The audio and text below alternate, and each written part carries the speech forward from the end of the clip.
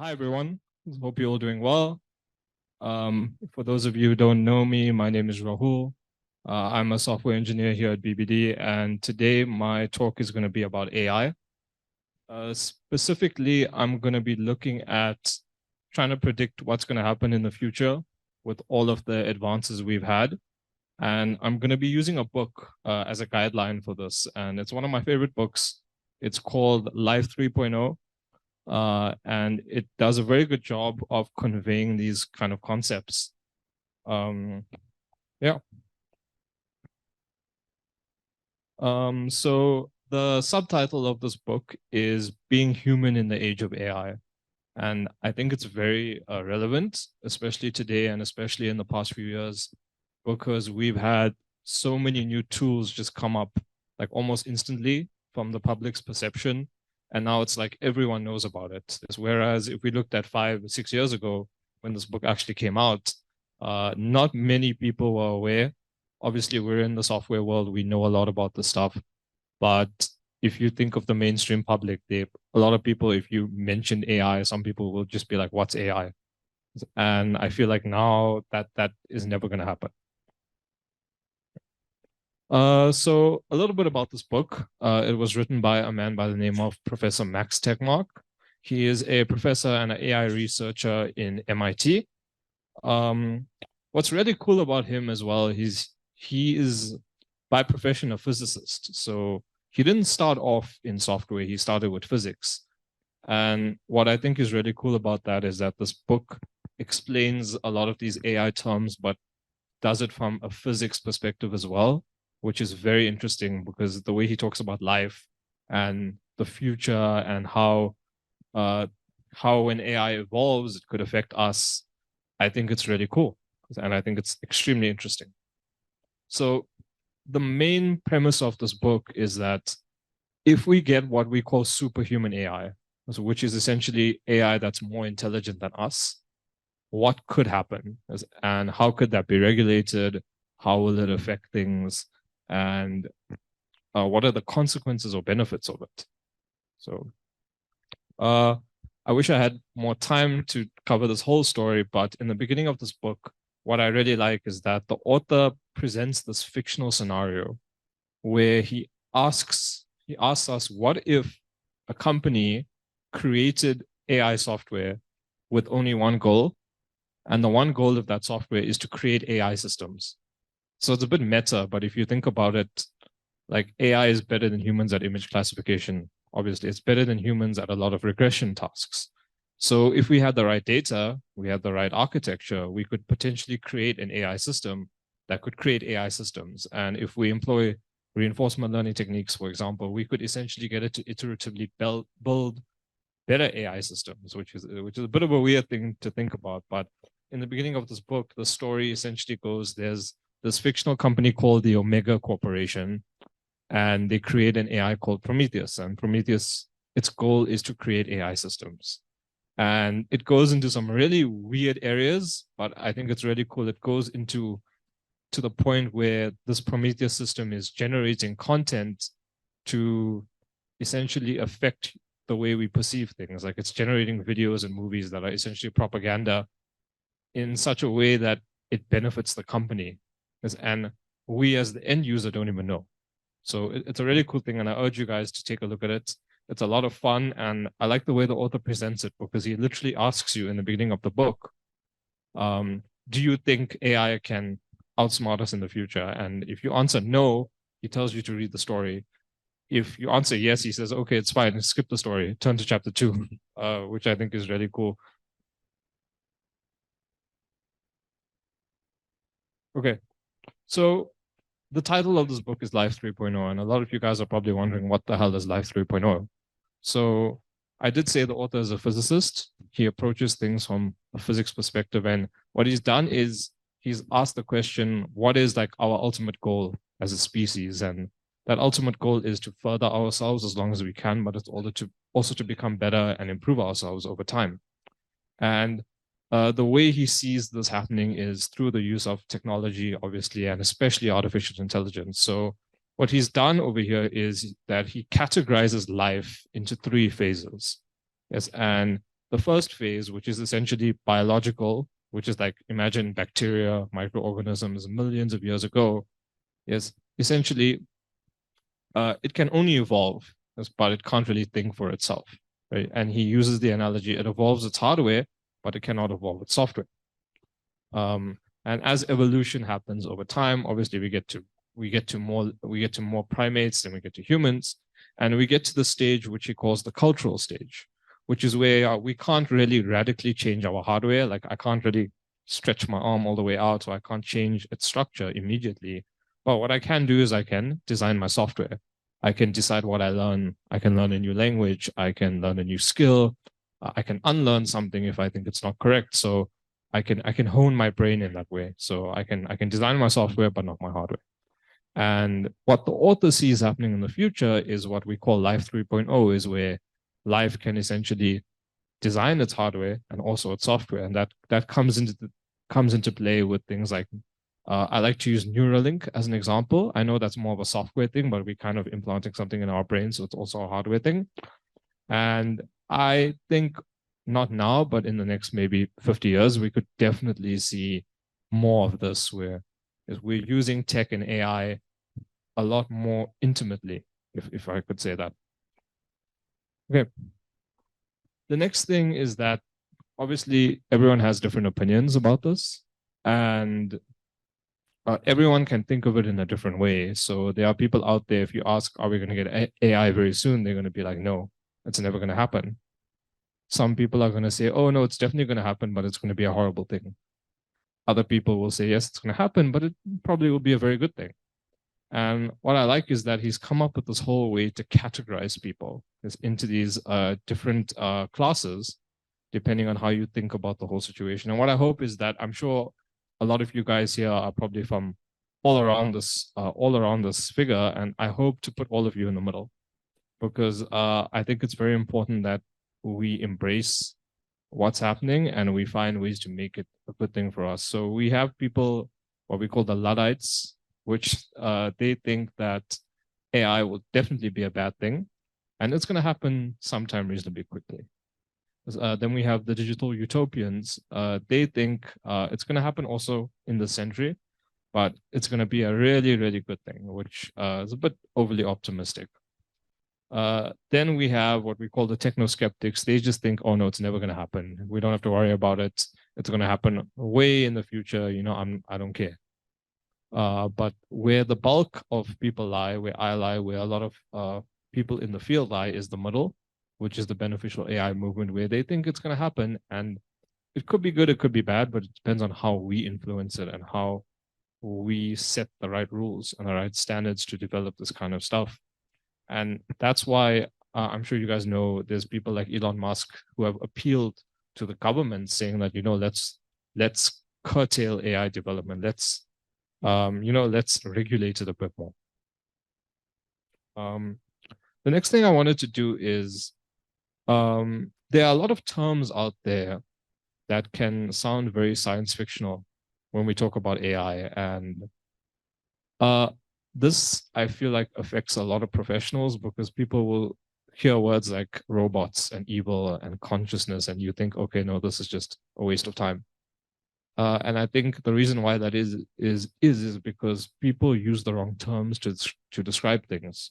So I know this photo may be a bit blurry. I took it from the book, but I just wanted to go over a couple of myths surrounding AI and maybe put them in a better context. And I think a good one is that people say AI is going to turn evil, which is very funny to think about. But I think if you phrase it differently, I think AI can have goals that can be aligned differently to our goals, because essentially machines have a goal. So when you phrase it like that, it becomes a lot more believable, and it becomes a lot more digestible and understandable to everyone, even the people in a professional capacity, because when you use words like evil and consciousness, it just sounds like a movie. So I don't think that could happen, but I think every program has goals, and if we don't regulate it correctly, or if we have malicious people, we could have goals that misalign with what we actually want to do, and that's where the danger actually is. Another one is that people say, oh no, it's never going to get to the point where, we're always going to be the rulers. If we develop something, it's never going to control us. And what the author actually gives as a good counter argument to that is that intelligence is what enables control. And he specifically says over here is that we control tigers because we're smarter than them. And it's a very interesting to think about, because if we do get superhuman AI and it becomes effectively smarter than us, could it be controlling what we do without us even knowing? Which I think is something we have to look out for. The next thing I wanted to just touch on here is about goals. As you can see in the bottom, it says over there, machines can't have goals. But next to it, as a fact, it says a heat-seeking missile has a goal. So it's very interesting to think about this when we're developing this kind of stuff, and especially looking at the trajectory of things in the past 5 to 10 years. Things have been advancing so quickly. So it's going to be interesting to see where it goes in the future. Okay, so like I said earlier, this book came out in 2017. And I think it was very ahead of its time, because a lot of this has happened recently. And it's interesting to compare what's said now after everything has come up. So I'm just going to take some time to go through what technologies have emerged since 2017, just to see, how this book holds up. So the first thing is transformer models. I think this was a revolutionary thing for natural language processing because of the attention mechanism, because it could do parallel processing, and it really did well with long ranges of data. So when I say long ranges, imagine you have like a big essay and you want a program to analyze your essay. It can discern the relationships between something in the introduction and something in the conclusion, which previously was a bit more of a difficult task. Google also developed a model called BERT, which stands for Bidirectional Encoder Representations from Transformers. And this took the transformer concept and it basically made it work going from front to back and from back to front. So again, these things were around, but they weren't as prevalent as they were when these big companies started investing and making these technologies. I think this is really cool because now, if there's something at the end of your corpus that may relate to something at the beginning of your corpus, it can also do that in both ways. So OpenAI is another company that competed with Google over the past handful of years, and they created the GPT architecture, which stands for Generative Pre-trained Transformers. So I'm sure 90% of people who use ChatGPT don't know what it actually stands for. So now they know. And this, again, was designed to compete with Google's BERT and essentially be able to do more of those NLP tasks. And they created 4 iterations of this. And each time it evolved, what they did was they increased the number of parameters, they trained it on more data, and the data they used was from the internet, from Wikipedia articles, from web pages. And that's what allows it to have this sort of general purpose feel when you interact with systems developed using these architectures. Okay, so I spoke a little bit about the technologies.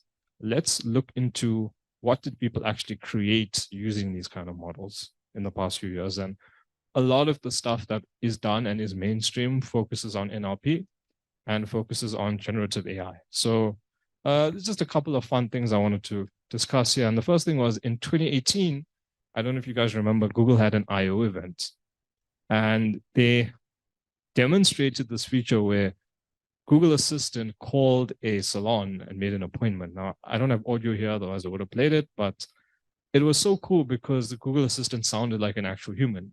And the person who was receiving the call actually didn't even know it was a robot talking to them. So technically, Google Assistant passed a Turing test at that point, which was really weird. But yeah, it made a booking on the behalf of its owner, and it was successful. Now, I do have to say that Google has not rolled this out since 2018, and they haven't really said much about it. So I don't know if it's an ethical thing. They definitely do have the resources, but it was a really cool thing to watch at the time. And, especially a year after this book came out, it was interesting to get something so revolutionary. Okay. I'm not going to spend a lot of time about this stuff. So we all know the chatbots. I mean, everyone knows what they are. There's a number of companies competing and making more of them. And they're very good at either general purpose things, or you can even get some that are focused on a specific domain. And obviously you can query it with whatever you need. Okay.